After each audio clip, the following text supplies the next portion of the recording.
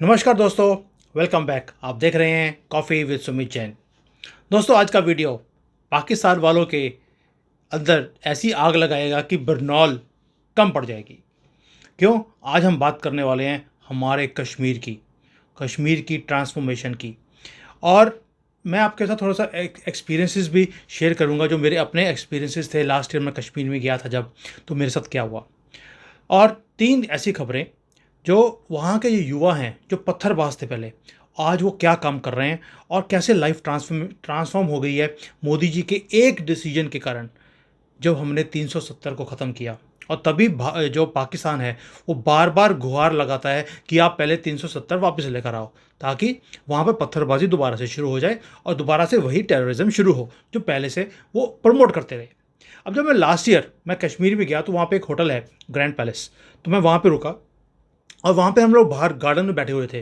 तो वहाँ पर मैं देखा कि काफ़ी यूथ जो हैं वो वहाँ पर आए हुए थे। वो कोई बहुत बड़ा गार्डन है, फ्लावर्स लगे हुए थे, तो वो वहाँ पर फ़ोटो खींचने आए थे। लड़के लड़कियाँ थे, यंग। तो एक लड़का मेरे पास आया, उसने मुझे बोला कि आप पंजाब से हैं। I said how do you know?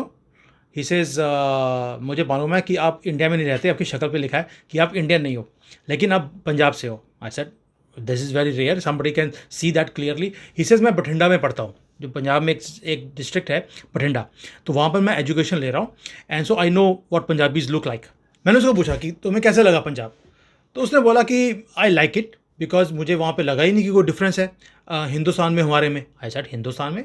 तुम हिंदुस्तान में नहीं हो? कहता सॉरी सॉरी, हमें गलती होगी, हमें बचपन से पढ़ाया गया है कि हिंदुस्तान अलग है, हम अलग हैं, लेकिन अब हमें लगता है कि नहीं, हमें गलत पढ़ाया गया, हमें हमारे अंदर नफ़रतें जो फैलाई गई।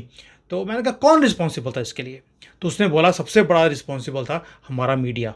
ये तो इतने घटिया लोग हैं कि मैं बता नहीं सकता हूँ। तो वहाँ पे एक लड़की थी, उसके साथ 3-4 लड़कियाँ और भी थी, 2-3 लड़के थे।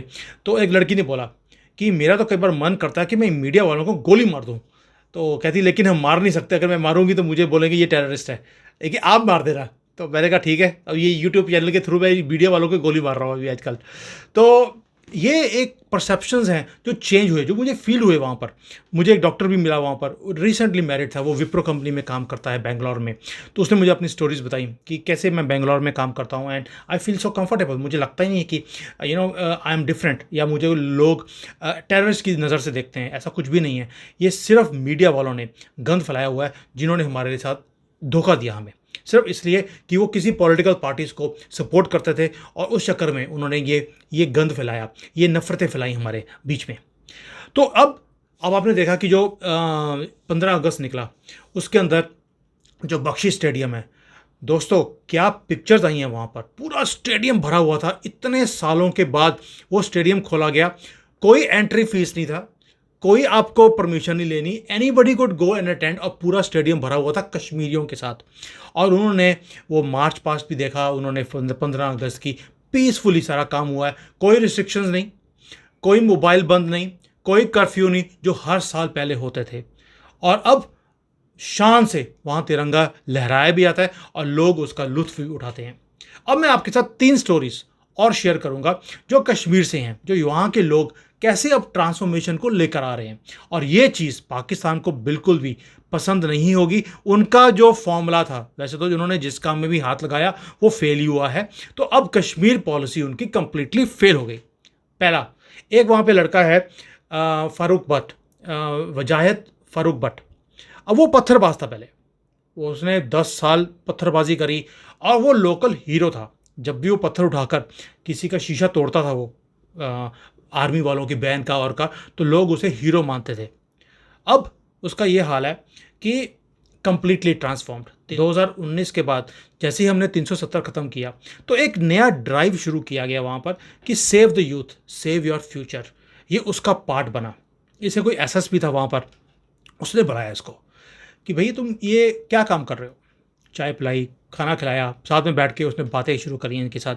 तो ये ह्यूमन टच लेकर आने की बात करी कि भाई जो तुम कर रहे हो, तुम्हारे लिए तो जो तुम कर रहे हो तो बड़ा इजी काम है। जान देना सबसे इजी काम है। तुम्हें मालूम है सबसे मुश्किल काम क्या है? जो चैलेंजेस हैं उसको फेस करना। और ये बात इस बंदे को इतनी टच करी, इसने सोचने पे मजबूर कर दिया इसको कि यार जान देना तो इतना आसान है, हाउ इज़ इट पॉसिबल। और चैलेंजेस हैं हमारे पास आज की डेट में, वाई डोंट फेस इट। इसने बाहर जाकर इसने वर्कशॉप्स करनी शुरू करी। वहाँ पर लोगों को बुलाया कि भाई हम क्या कर रहे हैं, हमें तो बेवकूफ़ बनाया गया पाकिस्तान की तरफ से, हमें मिला क्या, हमारी ज़िंदगियाँ ज़ाया हो गई।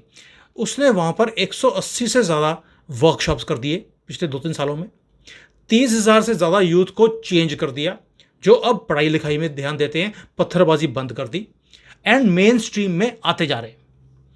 अब देखिए, एक आदमी ने इतने लोगों को एक चिंगारी जगाई। मैं हमेशा पूछता हूँ, आपने मेरे व्लॉग्स देखे होंगे, मैं हमेशा पूछता हूँ कि भाई जो ये पागलपन है, जो ये मदरसाओं में पढ़ाया जाता है, जो ये मौलवी इनको पढ़ाते हैं, इसका हल क्या है? क्या चाइनीज़ मॉडल एक हल है? मैंने कल भी जो एलाया खान थी, उनसे पूछा मैंने कि भाई क्या करें हम लोग कि इस पागलपन को ख़त्म करें। तो क्या चाइनीज़ मॉडल, इतना ज़्यादा रेडिकलाइज है यहाँ पर लोग कि उनको मार मार के सीधा कर रहे हैं, या प्यार से सीधा किया जाए? मोदी जी ने प्यार का रास्ता अपनाया और वो उसका जो असर है वो आना भी शुरू हो गया। पत्थरबाजी ज़ीरो हो गई है, टेररिज्म है ख़त्म हो गया ऑलमोस्ट। 1 करोड़ से ज़्यादा लोग इस साल ऑलरेडी कश्मीर घूमने जा चुके हैं। ये ट्रांसफॉर्मेशन है। जो पहले वहाँ पे हड़ताल होती थी, सारा दिन वहाँ पे दुकानें बंद रहती थी, ख़त्म हो गया। तो एक तो ये काम किया। दूसरा जो ये भट्ट है, इसने काम और किया कि वहाँ पर एक परसेप्शन है कि जो आर्मी के लोग हैं वो वहाँ पर यूथ को मारते हैं, एट्रॉसिटीज़ करते हैं और लोगों की कब्रें मिलती नहीं हैं। इन्होंने 6 से 7 हज़ार लोगों की कब्रें ढूंढी और वहाँ पर फिर लोगों को बताया कि भी आपका लड़का वहाँ है। ये लड़के को उठा के नहीं लेके गए थे, वो गोलीबाजी कर रहा था, टेररिज्म कर रहा था, तो उसके चक्कर में काउंटर इफेक्ट में ये मारा गया है। अगर ये काम नहीं करता तो आपके लड़के को कुछ नहीं होता। और वहाँ पर मिलने वाली जो कब्रें हैं वो मेजॉरिटी हिंदुस्तान के कश्मीर वालों की नहीं थी, वो कश्मीरी टेररिस्ट की थी जो पाकिस्तान से आए थे। तो इनको लगा कि भाई इवन दो ये लोग वहाँ से बंदूक लेकर आते हैं, इनके लोगों को मारते हैं भारत की सेना के, तो भी इन्होंने उसको कब्र दी है, ज़मीन दी है। ये शो करता है कि हिंदुस्तान की गवर्नमेंट कितनी अच्छी है। तो इससे भी जो परसेप्शंस हैं वो चेंज होने शुरू हुए, जिसको बोलते हैं मोदी जी बोलते हैं कि सबका साथ सबका विकास, सबका साथ, वही काम हो रहा है। ये हो गया पहला, भट्ट साहब। दूसरा है बारामूला से जिया हुल। वो भी पत्थरबाज था, 10 साल उसने अच्छा काम किया वहाँ पे पत्थरबाजी का। कांग्रेस की पूरी सपोर्ट थी, आपको पता ही है इनको पत्थरबाजों को, तो इनको तो पैसे दिए जाते थे। और अब ये हालत है, ये सरपंच, डेप्यूटी सरपंच है अपने एरिया का। कहाँ तो खूंखार और कहाँ आज सरपंच, और वो डेमोक्रेसी की बात करता है कि हमें यहाँ पर डेमोक्रेसी लेके आनी चाहिए। उसने अभी रिसेंटली एक लाइब्रेरी भी खोली है वहाँ पर, ओपन लाइब्रेरी, ताकि सारे यूथ आए वहाँ पढ़ाई लिखाई करें। ये पत्थर उठाने की बजाय वो ये काम करें कि भाई हम पढ़े लिखें और अपनी लाइफ को बेटर कैसे बनाएं। अब इसने भी वहाँ पर ट्रांसफॉर्मेशन का काम शुरू किया। ये भी वही है, सेव यूथ सेव फ्यूचर का प्रोग्राम में आया था। इसको बहुत देर लगी सीखने के लिए कि क्यों हम अपने आप को ट्रांसफॉर्म करें, हम क्यों हिंदुस्तान की गवर्नमेंट के अगेंस्ट ना जाएं। तो जब इसने ये सीख लिया, समझ लिया, अब इसने लोगों को ट्रांसफॉर्म करना शुरू किया वहाँ पर कि पढ़ाई लिखाई पे ध्यान दो, ड्रग्स से दूर रहो, क्योंकि वहाँ पर भी ड्रग्स दिए जाते हैं। जैसे पंजाब में इन्होंने शुरू किया पाकिस्तान ने, वैसे ही कश्मीरियों को इन्होंने ड्रग्स की ऐसी लत लगाई कि भी वो सारे अपने दिमाग यूज़ करना बंद ही कर दिया उन्होंने। अब तीसरा एक और एग्जाम्पल, वो है एक लेडी का, उसका नाम है अनिका ना। उसका भी काम यही है कि उसके अंदर भी इतनी नफरत थी। वो कहती कि बचपन में हम देखते थे हमेशा कि भाई पत्थरबाजी होती है, फिर आंसू गैस आते थे, उसके बाद हमारे लोग जो हैं वो ज़ख्मी होते थे, हॉस्पिटल में जाते थे। तो जब हम हॉस्पिटल में जाके देखने जाते थे अपने भाई बंधुओं को, तो हमें इतना गुस्सा आता था कि हम इनको मार देंगे, जब बड़े होंगे तो हमें इंडियन गवर्नमेंट के जो ये बंदे हैं इनको मार देना हमने। लेकिन 2019 में जब जैसे ये 370 ख़त्म हुआ, इन्होंने ट्रांसफॉर्मेशन देखी। अब इसने अपना यूट्यूब चैनल शुरू किया है जहाँ पर ये लोगों को बुलाती है, उनके पर्सपेक्टिव्स को लेती है, उनको सिखाती है। 2 करोड़ से ज़्यादा तो व्यूज़ हैं इसके यूट्यूब चैनल के ऊपर, और ये अपने इस माध्यम से लोगों को जोड़ रही है, हिंदुस्तान के लोगों को और बाहर के लोगों को भी बताने की कोशिश करती है कि कैसे कश्मीर चेंज हो गया है। अब ये वो नहीं रहा जो पाकिस्तान हर जगह पर ढिंडोरा पीटता है। तो दोस्तों, आपने देखा कि कैसे मोदी जी ने प्यार से इन सारी चीज़ों को, एक आप कभी सोच सकते थे कि कश्मीर के अंदर शांति आ सकती है प्यार से, बिना गोली चलाए, और आज ये हालत है कि हम अपनी मिलिट्री को भी वहाँ से बाहर निकालने की बात करते हैं कि इतनी मिलिट्री की हमें ज़रूरत नहीं है। ये है जादू की छड़ी है कि जादू की पप्पी है, मुझे नहीं मालूम कि वो मूवीज़ में देखते हैं हम लोग कि ऐसा काम भी हो सकता है। मैं तो जब जैसे मैंने ये न्यूज़ पढ़ी, मैंने कहा ये तो शेयर करनी बनती है कि भाई कैसे हम एक एक डिसीजन से कैसे सारी चीज़ों को हम चेंज कर सकते हैं। सो दोस्तों, ये जो न्यूज़ है ये आपको शेयर करनी ही पड़ेगी सबके साथ कि भी कैसे घाटी में चेंजेस आ रही हैं, कैसे हम वहाँ पर सुकून से लोग वहाँ के भी रह रहे हैं और हम लोग भी वहाँ पर बिना किसी डर के वहाँ जाते हैं, वहाँ घूम के आते हैं। मैं खुद जाकर आया हूँ लास्ट ईयर और नवंबर के अंदर मैं अपने पेरेंट्स के साथ गया था। मैंने पहले भी बताया, मैंने वीडियो भी बनाया इसके ऊपर, आप जाकर देख सकते हैं मेरे कश्मीर के जो एक्सपीरियंसेस हैं। येस, वहाँ पे इश्यूज़ हैं लेकिन वो इतने नहीं हैं जितने पहले थे। मैं तो कश्मीर में 20 साल से जा रहा हूँ बिकॉज ऑफ माई बिजनेस। तो मेरा जो बैंकर था जेके बैंक, उसका हेड क्वार्टर्स था, तो मुझे हर एक 2-3 महीने में वहाँ पे जाना पड़ता था ऑफिसर्स को मिलने के लिए, फाइल्स देने के लिए अपनी कंपनीज़ की। तो मैंने देखा कि वहाँ पर तो एक बार तो मैं फंस गया था वहाँ पर, क्योंकि वहाँ पे हड़ताल हो गई एंड वी कुडंट लीव और फ्लाइट्स कैंसिल हो गई थी। और फिर मुझे अपनी गाड़ी बुलानी पड़ी, अपने जो ड्राइवर था मेरा वो गाड़ी लेकर आया कश्मीर में और फिर मुझे उसने बाहर निकाला अंडर स्पेशल परमिशन। तो दोस्तों, ये ट्रांसफॉर्मेशन है जो मोदी जी ने ली है।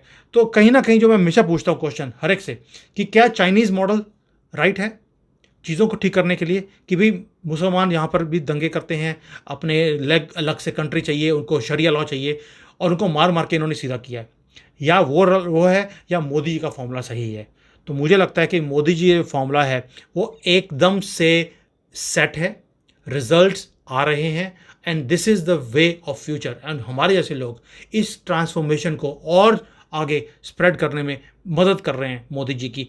आप भी इसका पार्ट बने, इसको स्प्रेड करें, लाइक करें, शेयर करें, अपने कमेंट्स डालें और आप मोदी जी को क्या करना चाहिए इस सारे ट्रांसफॉर्मेशन को आगे लेके जाने के लिए। थैंक यू दोस्तों, जय हिंद।